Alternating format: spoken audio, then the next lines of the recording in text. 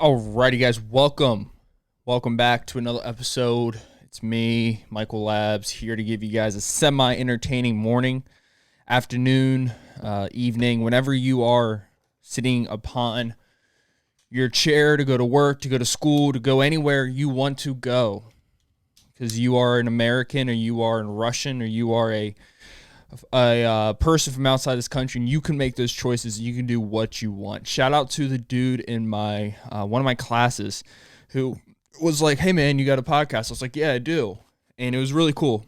It was actually really cool. So I don't know if he's listening to this on YouTube or wherever, if he's even listening to it at all. But that's always cool to see people who are in my real life, or people that I don't know. It's always cool to see kind of like the podcast world in my life kind of merge together. But my God, this first, I don't know, 15, 20, 30, 45 minutes, maybe the whole entire podcast is going to be about the stock market. Jesus Christ, man. I am, so as you guys know, I like to give unsolicited advice that's probably not the best advice that I would not take, because I'm not a financial advisor, even though I think that's a little quirky of a job. But who am I to say anything on that, right?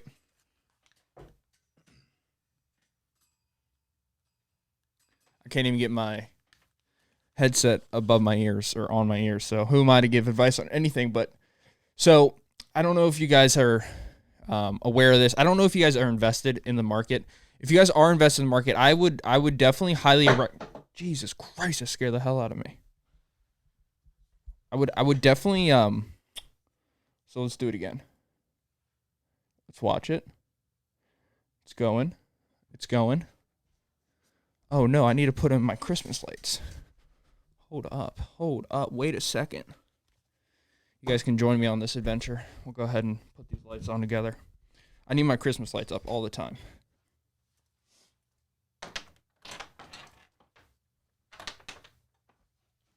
Almost there. It's a very, very professional podcast we have.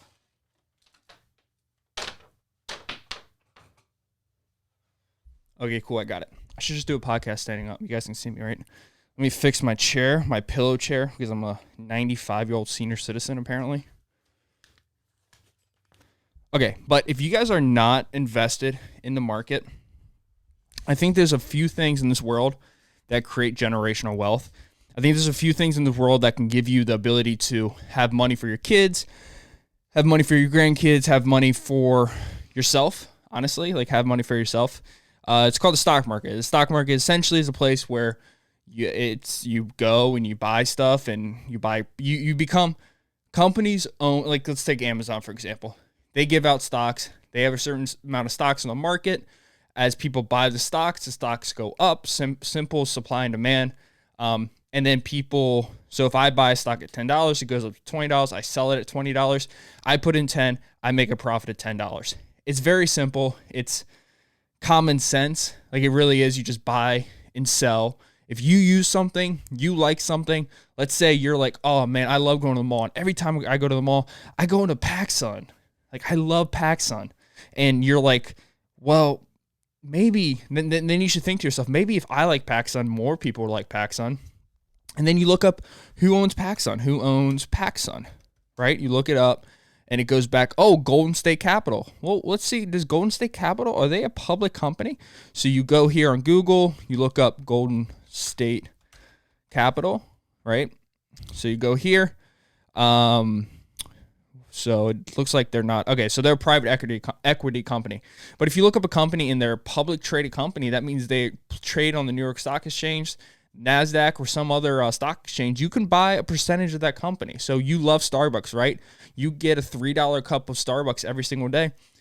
Well, a lot of people are doing it, right? And if you think a lot of people are going to do it for a longer time, then go ahead and buy some shares of it, right? They give a dividend, and the dividend that you make back each year owning a certain amount of stock actually gives you a free cup of coffee. Anyways, I'm not a financial advisor or whatever, but I have noticed that the market has become a lot more popular lately. It seems a lot more trendy. It seems like the thing that people love to talk about, which is fascinating because I first got into trading not a year ago, about June of 2020, right? So well, actually, no, I made my first trade a whole year ago, December 2019. So that's when I made my first trade. I literally looked up monthly purchases from Warren Buffett. And for like the first 6 months, all I did was buy like 3 or 4 companies. And they just were companies that Warren Buffett bought. Little did I know that Warren Buffett owns like millions and millions shares of Apple, millions and millions shares of Coke. And in those companies that he was buying were not like, he didn't have huge holdings in them. But the more and more research I did, I was like, oh, I want to own Tesla and Apple, but I don't have $1,000, right? So I was like, what do? Oh, and then it led me to ETFs, and the ETFs led me to, oh, this is passive income. And then the market crashed, right? And then I was like, why? That's not good. The market crashed. The more research I did, I was like, oh, that's actually the best time to buy when the market crashes, right? Because it's a discounted price. Non-advisor, don't take any of my information as facts. This is just what I do personally. Anyways, the longer and longer I've done this investing thing, I'm up about 20% this year, right? So you do the math. You have $10,000 invested in the market, you're up $2,000, which for some people is a paycheck.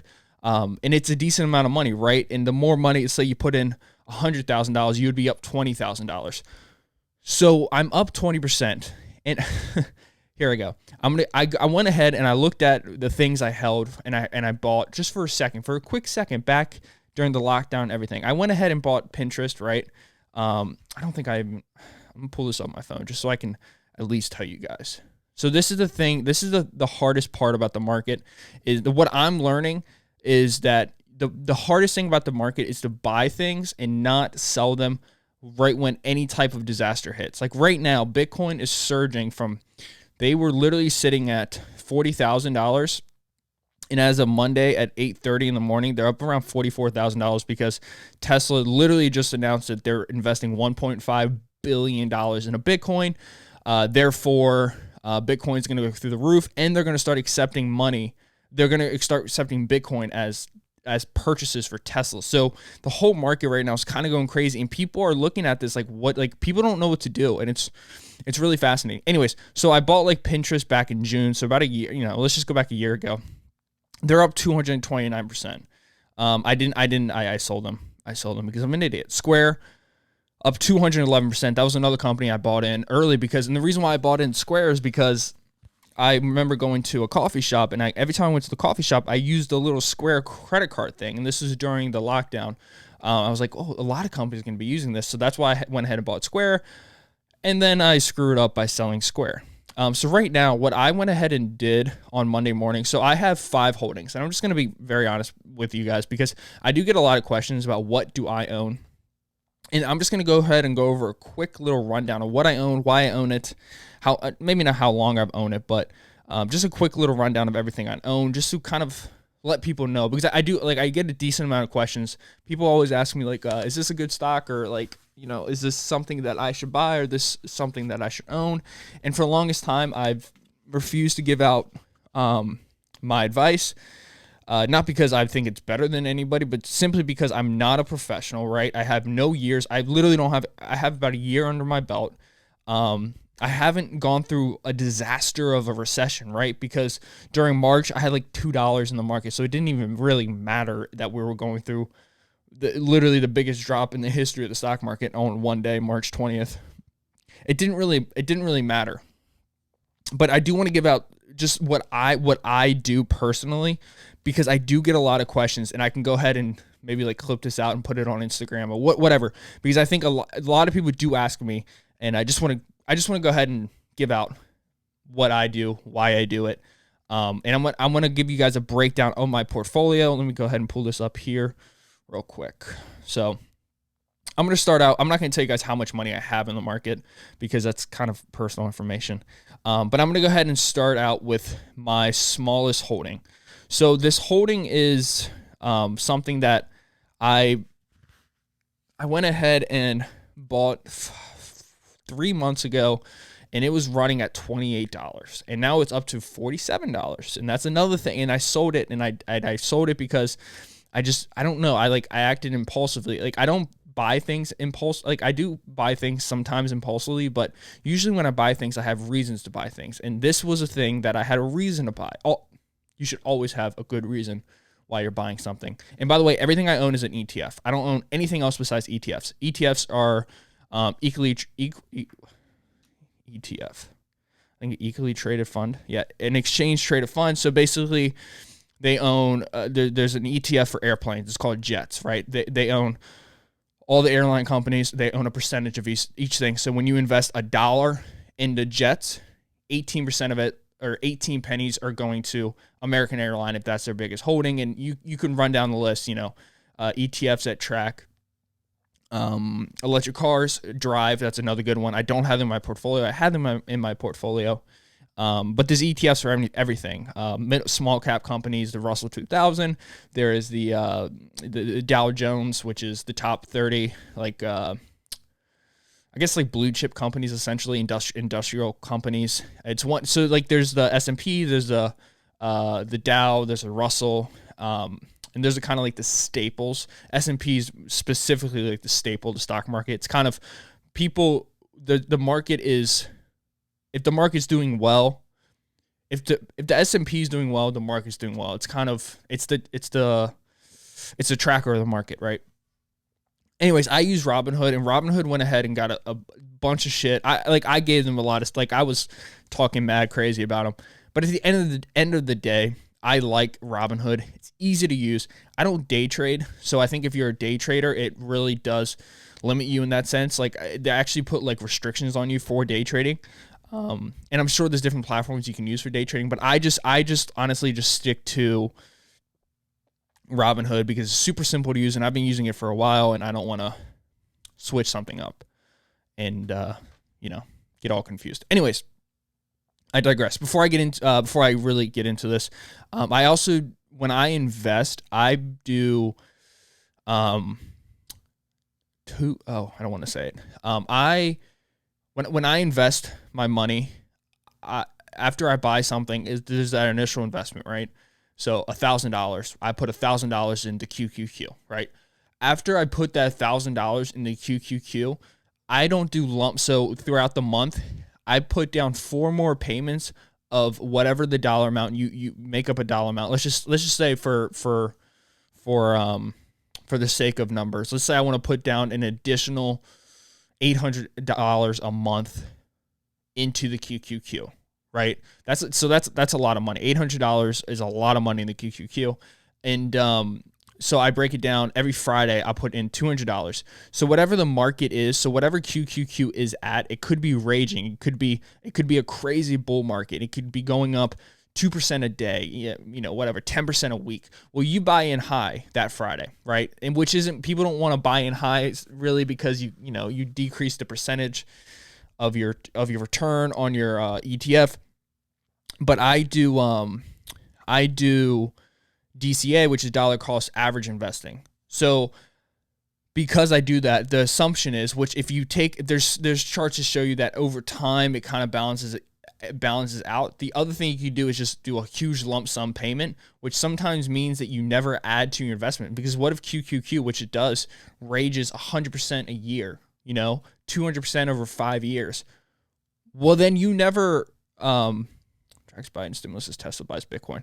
That's crazy, man. That Bitcoin, that I don't think you guys people realize. I can't be losing my train of thought because I'm struggling to keep any words in my head right now. Crap. See, what was I saying? Oh yeah, because if it's going through the roof for a long time, you may never actually buy more of a certain ETF. So in my opinion, I like DCA because dollar cost averaging allows me to buy high, and then without me looking, I might buy when it crashes, right? So I kind of scoop it up when it's high, scoop it up when it's low. Over time, it averages itself out. So I do that with all my ETFs. So I buy every Friday. I put in extra money into each of my 5 ETFs. And all my ETFs are kind of equated in the sense that I have a little bit of each market, right? I have marijuana. I have anything that has anything to do with cryptocurrency, which was my newest holding today as of Monday. And then I have, tech, big tech. I have medium-sized tech. And then I have a little bit of whatever's doing well, right? So that's the way I do my market. The way I have my portfolio set up. Some people might do a portfolio where they're just super aggressive. They're going growth. So they're investing in PayPal and Square and Tesla and Apple and just companies that are going to grow, right? They're going to grow quickly over a period of time. But when they don't do well, they're gonna do really bad, right? So you run risk with the growth. But I'm more value, semi-growth. I'm kind of in the middle because I do own things like QQQJ and Block. But that's what I do. So I put in my initial investment every Friday. I put more money into each ETF that I own. I have 5 ETFs, and I don't do anything else. Every once in a while, I might sell some, like I might do today. I might sell some of my holdings. Like I might sell $100, $150, $200 of QQQ to put into Block, right? But I do that. I've been doing that a little bit more lately, instead of going to my bank account and transferring it in that way. So there's many ways you can do it. There's no right way. There's no wrong way. I think the best thing to do is just get in now, because it's the way that you create wealth, right? I think a lot of people always are like, how do you make money? Like, I don't understand. Like, I work, whatever, 60 hours a week. I have a savings account, but my savings account gives me literally 10 cents a year. Where are people making money? And that was what, in my opinion, that's what really excited me about the trend of the stock market. When it was going around, everyone was talking about it, everyone was screaming about it. It got it in people's heads. And the thing that worried me is that a lot of people, their first introduction to the market was GameStop, right? GameStop or AMC. And what worries me is that people lost money immediately and now have a bad taste of the market in their mouth. And that's what scares me, because I think so this might be a little controversial, but I think for a country to be successful and to continue with growth and to create equality, you need the most knowledge out there for everybody, right? And the issue with the stock market is people who make the most money they're usually in a position where they have the most knowledge. Knowledge is unequal, so that because they know how to make generational wealth, because their grandparents did it, their fathers did it, their mothers did it, their grandmothers did it. And it creates a situation where a lot of people are like, how is this guy just getting richer doing nothing? He's not even working anymore. Well, it's because there's places like the market or real estate, where you could put in money, make passive income, right? You make some decisions, right? And then between 9:30 to 4 o'clock every single day, if you have $1 million invested in the market it goes up 1%, right? You just made $10,000. Right. So you have these places like these cheat systems where a lot of people can make a lot of money. And if you can wait long enough, your money just goes up. And I think what scared me about the whole Robinhood and the GameStop and the Wall Street bets situations, a lot of people got in the market, got super excited, lost a lot of money, and are now looking at it like, I don't want to touch it. I don't ever want to touch the market again. I lost a lot of money. Screw that. That's not for me. I'm going to keep working 40 hours. 50 hours a week, and I'm not going to put any more money in the market. And I think that's not what it is, right? You can do that. But I think your first introduction to the market should be wealth, generational wealth. Time, patience equals wealth, right? And I know for me, and I'm young, and I'm speaking from a very unknowledgeable position, but I am speaking from a position as someone who's currently doing it. And I think you can make a lot of money, and I have made a lot of money just from the market, right? And I think it's a good place to start. So anyways, let me just get in here. I just want to kind of run over the way I have my portfolio set up and how I kind of cover all of my bases. So my newest edition is called Block. It's called Amplified Transformational Data. I'm going to pull up everything on my phone real quick. Block ETF. So the Block ETF is a ETF.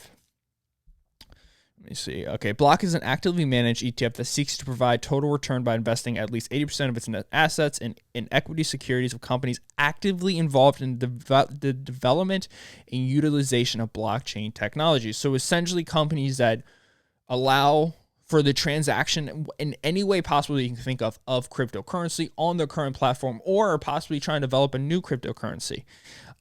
They are run through Amplify. They have software and services makes up 41.3% of their their portfolio. Diversified financials is 17%. The banks is super fascinating, 6%. 52.9% is in large cap companies. And they've grown significantly over the last 5 years. I think they're up. They're up year to date. Yeah, so they're up 101% since they first went live. And they're up in the past year, they're up 104.9%. So this is their holdings. I just want to run over their holdings real quick. Here we go. Okay, so this is their holdings. They own, their biggest holding is in MicroStrategy, and they own 7.5% of that. Second is Galaxy Digital Holdings, Silvergate Cap, Marathon Patent Group, Square, Voyager, PayPal. The Square and the PayPal is super fascinating to me. In the Riot blockchain, that's very fascinating to me. But those two are the most fascinating to me because those companies actively allow you to buy and sell. What was I saying? Actively and sell Bitcoin on their platforms. And then NASDAQ, Visa, and then they just kind of run down a list. And they obviously hold a lot of different things. And they also have 2.2% of their capitals not being used is sitting in cash. So they have $14 million in cash, which makes me just go like, oh, what are they preparing for? Are they going to buy into, like, I don't think they own any Tesla. Control find Tesla. They don't own any Tesla. So maybe they might get into Tesla because Tesla just made that announcement about buying into $1.5 billion worth of Bitcoin. So that's my smallest holding. I can't even tell you what portfolio they make up, but it's tiny. Like they might make up less than it might make up less than 2% of my portfolio, 5%. But let me run it then. So my next one I want to go over is QQQJ. So QQQJ is through Invesco, which Invesco is a great ETF. They have they are the founders of the QQQ, which I also have QQQ. I also have QQQ, which is it's my favorite. It's my favorite holding I have. So let's just go over what QQQJ is. I can tell you QQQJ makes up 4.87% of my portfolio. QQQJ is the one that I kind of mess around with. I sell stuff from there to invest in other of my ETFs, even though it is going to be one of my biggest growing ones. It's doing well for me already. It's sitting right now at $34. I think it's going to be peaking by 2022. I think it's going to be up near $100.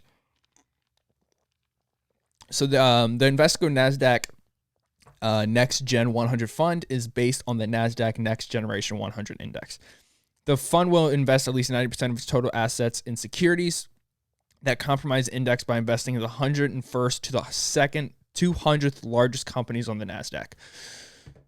So there's a top echelon largest companies on NASDAQ. Is obviously 1 to 100. This company doesn't mess with. So it messes with the ones that are 101st to 200th, allowing it for these companies, because these companies, their goal is to get bigger. So as QQQJ gets bigger, it means these companies are moving higher up on the into the top 100.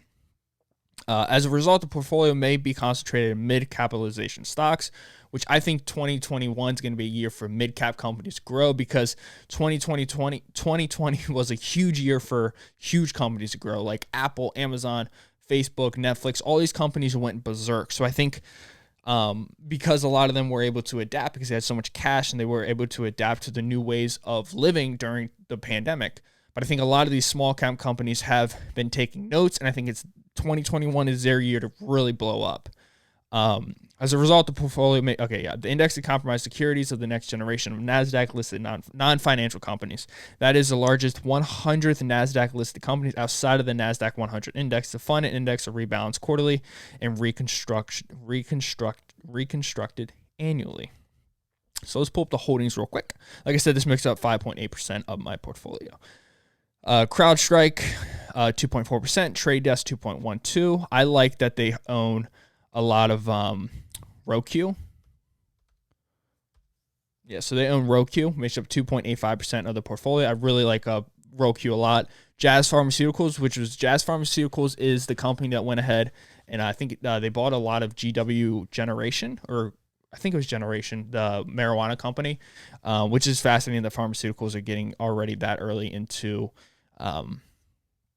marijuana. Horizon Therapeutics, AstraZeneca, which is fascinating. First Solar. So basically, they just own a big chunk of the NASDAQ. But I like them a lot because Wix.com, like these companies that are going to be huge, but just not quite there yet. So that makes up 4.87% of my portfolio. Let's go to just the standard VOO, Vanguard Sp 100 is my next holding. So this is when you start getting high into my. So they in my portfolio diversity makes up 37.68% of my portfolio. So as you can tell, I'm very conservative in the market. So I own Vanguard Sp. Vanguard Sp just essentially tracks the top 500 companies on the market. And let me just pull up the holdings real quick just to go over this real quick with you. Here we go. Alrighty, here we go. So, okay, that's not what I want. Can we just do... What are we doing? What? Come on. Okay, that doesn't help me. Come on, Vanguard. Killing me. You're killing me, man. I just want to see my holdings. I should have just... Nah, whatever. Who cares? Whatever. Okay, so... 33.47% of the portfolio is technology, 15.92 consumer cyclicals, 13 healthcare, 12 financials, 9 industrials, utilities, energy, basic communities. So they basically own a little bit of everything, which is really nice.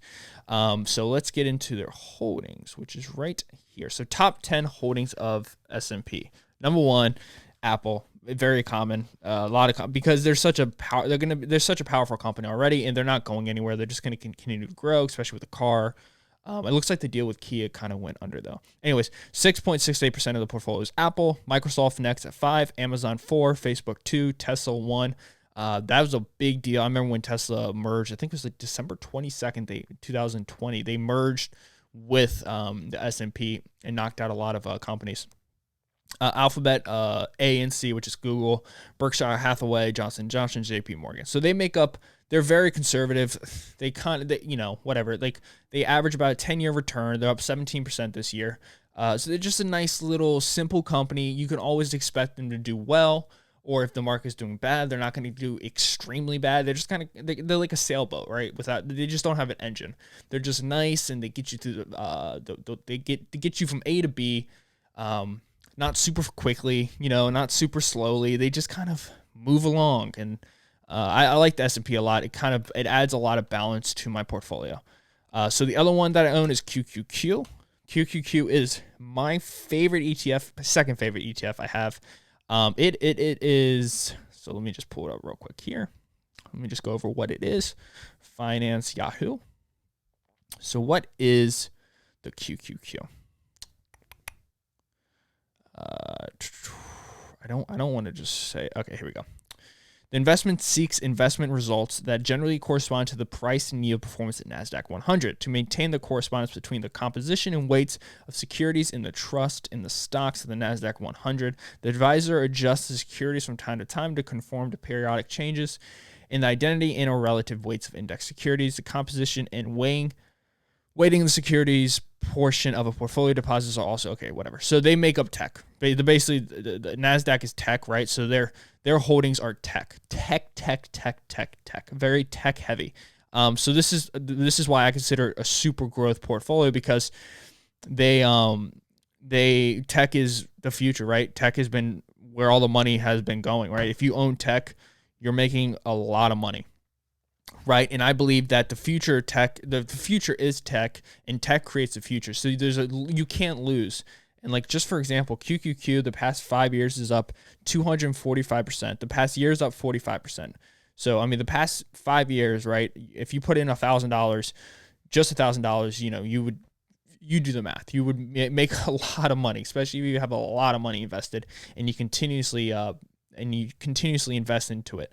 They make up 38% of my portfolio. So as you can see, between S&P, or between Vanguard Sp and Invesco QQQ, they make up the majority of my portfolio. And then I have one other ETF that makes up the other part of my portfolio. Their top 10 holdings is Apple, again, number one at 12%. So whenever Apple has a bad day, the market has a bad day. It's very rarely when the Apple has a bad day and the market does super well. Apple, 12%, Microsoft 9%, Amazon 8%, Tesla 5%. A lot of holdings for Tesla. Facebook 3%, Google 3%, Nvidia 2%, PayPal 2%, Netflix 1%. So far QQQ, QQQJ, S&P, block. So my biggest, not my biggest, but one of my most exciting holdings is THCX. THCX tracks companies in marijuana and cannabis. And the reason why I have this, and the reason why it makes up 19%, it makes up 20% of my portfolio, the reason why is because I truly am a believer that no matter what the future holds, cannabis is going to be part of it. I look at it as the same way as alcohol. I look at it as the same way as cigarettes. I look at it as the same way as gambling. Maybe not gambling because that's still an emerging industry, which is another. I would. There's one called BETZ, BETZ. It's an ETF that tracks companies that are already in online gambling, such as DraftKings, Penn, National Gaming, and companies that could be in it, such as casinos and any companies like that. I think that's going to be the generation. I think that's going to be the next generation of money. And the reason why I say that is, once again, just my opinion. The reason why I say that is because due to the coronavirus lockdowns, due to these states losing a lot of money very quickly, I think a lot of people are in a situation right now where they need money. I think a lot of people need money. I think a lot of cities need money. I think a lot of towns need money. I think a lot of states need money. And the feds can't just keep on producing money as much as they want to. You can't just continuously push money out to the public like that. So how do you do that? Well, you can raise taxes, but if people don't have money, they're not going to pay their taxes. And if they do pay their taxes, they're probably not going to be out there spending a lot of money, because if you're putting money in your taxes, you're not putting money into the economy. You're putting money into the state, that stuff, more money for you, but you're not putting into the economy. The economy stimulates things. The economy is businesses. Businesses hire people, give people jobs. People have jobs, people get paid, right?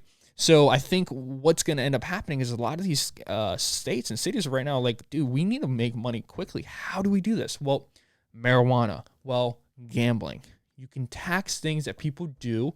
It's kind of unethical, maybe if it's an addiction such as gambling, or if it's like something that people love, marijuana.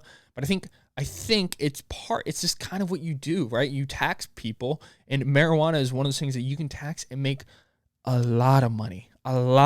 People will pay a lot of money, and it reduces crime, in my opinion. If you make marijuana legal, then there's not a lot of need for illegal activity on the market. Therefore, maybe crime will go down. You can also release a lot of prisoners that are in jail, some of them for life, for marijuana charges, nonviolent charges. I think there's a lot of benefits of it. So I went in and I bought, like I said, 19% of my portfolio is in the cannabis, which is THCX. There's a couple others. There's POTS, or POT, POTX. There's the biggest one is MJ. That's the biggest marijuana ETF out there. And then the companies like Tilray, Sundial, that's one. Scott's Miracle Grow, Grow Generation, Hexo, Afria, which is probably one of the biggest marijuana companies out there. But I bought it right before the election. I bought it actually, I think the night of maybe like the 2 days before election, because I was under the speculation, well, holy crap, if Joe Biden wins, things are going to get, the world of marijuana become legal. It's going to advance very quickly, right? And then when he won, they took off, like the ETFs took off, marijuana ETFs took off, because people were like, oh my God, now we have the House. No. We have the Senate. Oh crap. What was it? Yeah. I think we have this. No, we have the House, which is Democratic, right? Let me look this up. Is the House red or blue? I'm pretty sure it's blue. What? Who makes up? Yeah. Is the House of Representatives conservative? No, it's Democratic. What party is currently majority of the House?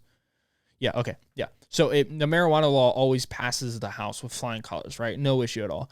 Now we have the president, Joe Biden, who's, he's Democratic. Who cares about his personal beliefs on marijuana? It doesn't matter. He's a president, therefore he's a puppet. They're the same way that Donald Trump was and Obama. He has to play the game, right? And the game for the Democrats is legalize marijuana, which I'm all for. The only thing that was stopping marijuana becoming legal federally was, in my opinion, the Senate, because the Senate was made up of Republicans. But now, after the Republicans lost their seats, right? Now it's a Democrat. Now the whole entire it's a blue wave, right? It's a blue wave, which means, in my opinion, and also midterms are in 2 years, and in 2 years people can try to change up the Senate or the House and make it conservative again. Therefore, I think there's a timeline. There's a timeline of 2 years. These 2 years, things are going to have to become legal. I think one of them is marijuana. They're going to have to make it legal, because once it becomes legal, it's almost impossible to undo the legality of it. So I'm betting on these ETFs taking off. It sounds insane, but 300, 400, 500%. Like, I bought in at $14.97. That's my average purchase, and they're up right now. I mean, it's up. Last week, it had a crazy, crazy week. Let me pull that up. Last week, it went up 25%. Last month, up 38%. Last 3 months, 62%. So, and it's still down from when it started at 24.50. It's at 21.20. So it's still trying to climb up to where it first opened at. So I think it's going to make me the most return on my portfolio. It's not going to make me the most money on my portfolio, just because the amount of money I have invested in it. I cannot afford to put in that much money. But in my opinion, it's all about time and patience. And I think the more money you make, the more money you can put in the portfolio. And between school and whatnot, I can't just be dumping money into the market. Even though I wish I could, I regret that I'm not done with school. If I was done with school, I would have a lot of money in the market.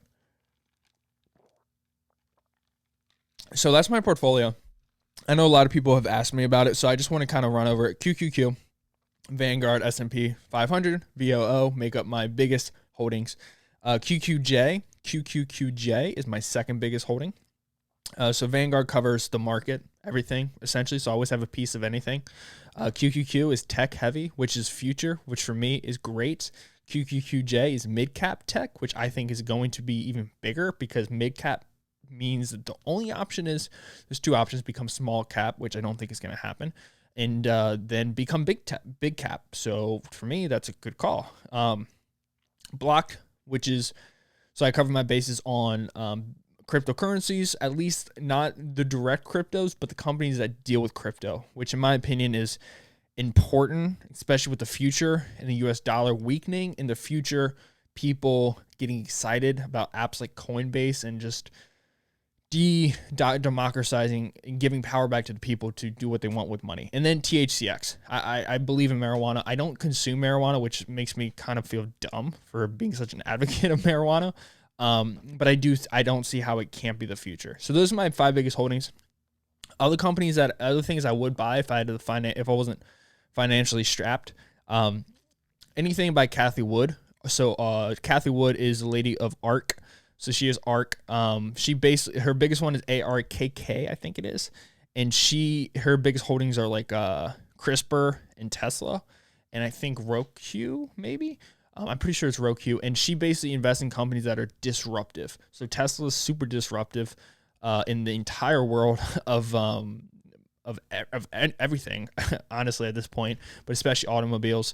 Disruptive is, I don't like that word exactly. That's what she calls it, but she's right. Disruptive is just a pre-leader, right? It's becoming the leader of the pack. Say what you want about Tesla, but they are a powerhouse that's not going to be stopped anytime soon, because that boy Elon Musk, people listen to him. And CRISPR is gene editing, so that's obviously disruptive for a lot of reasons. So if I had money, I would invest in her things. ARK. Few companies that I do want to invest in the future once they go public. Once she has one called ARK. I think it's gonna be, so she has ARK F, which is disruptive financial company. So that's a great one. And all her portfolio is up 100% like this year. So she kicks ass, and she's also a woman. So I think there's a lot of like women that don't represent the market, and she's an assassin when it comes to making money for a lot of people. So I like her a lot. The other one that I really am fascinated about is she's gonna do one that's Cathie Wood space ETF. This is the one I'm definitely gonna invest in this one. Is launching a space ETF. The sector is soaring. ARK investment manager led by Cathie Wood. She's a beast. I love her. Strong performance. Elon Musk, SpaceX. So it's gonna. Okay, here we go. There is no assurance that such companies will derive revenue. Okay. Anyways, she's going to invest in things such as Virgin Galactic. SpaceX is going to go public. And when they go public, that's going to be a heavy holding that she has in there. I just think that space exploration is the future, and it sounds crazy, but so did the internet sound crazy at one point. So I think that's going to be the future. So I also want to buy Robin. I did really 100% want to buy Robinhood for a few reasons, because they were going to give the opportunity for their users to buy pre-IPO, which means you can make money. Because when a company goes public, unless you're part of like a special group, you can buy at the IPO price, which I think Robinhood was allowing people to do, which makes a lot of sense. But then they had a huge like scandal, quote unquote, thing happen. I think water under the bridge. I think this is gonna be fine for them. I think they'll go ahead and get through that. I don't think they have been canceled because people like me are still using them, and I'm a true believer. If I'm doing something, I think everyone else is doing. I think a lot of people are doing it. I don't think I'm special in that sense. So I think a lot of people are going to be doing that. But I just want people to know that there's ways to make generational money. There's ways to make money for the future. And you don't have to just bust your ass 24/7. Like the idea of grinding is cool, but it doesn't really do anything for you because you're not saving and making money. You got to put money away and let money grow into something else. But that's it, guys. I have a lot of topics for Thursday. I want to get into this. I haven't even talked about Super Bowl yet. But I really just want to do a podcast just dedicated to the stock market, just dedicated to my portfolio. And I'm going to title this podcast like What's in My Portfolio, or What Do I Invest In, just so people can go here and just kind of watch this and be like, oh, that's what he invests in, or why does he invest in that? And I want to have a conversation with people. I want people to DM me and be like, hey, yo, you're dumbass. Don't invest in that. And I want to, it would be really cool to have like a group me where we just have conversations about what we invest in, why we don't invest in certain things, because I think the younger generation we're smart, and I think we're figuring out a lot of things. I think the biggest thing we're figuring out is, there's money out there to be made. And that's what was so fascinating with Wall Street Bets. But I think this is universal across the entire country. But that's it, guys. That's all I wanted to talk about. Make sure you go ahead and share this video with friends and family. Do what you do. Like, comment, subscribe. Follow on Apple, Amazon Music, whatever you do. But, guys, thank you so much for listening. Episode 165. Jesus Christ, man. We are moving right along with this podcast. You guys are struggling every episode because they suck. I'm just kidding. I think the podcasts are pretty good. But that's it, guys. I love you guys. Thank you so much for listening. I'll see you guys in episode 166 of the Michael Lab Show, where I have a lot of fascinating things to go over, especially a movie that I saw, which was really interesting, called The Danish Girl. I love you guys. Thank you so much for listening. I'll see you guys on Thursday. Peace out. See ya.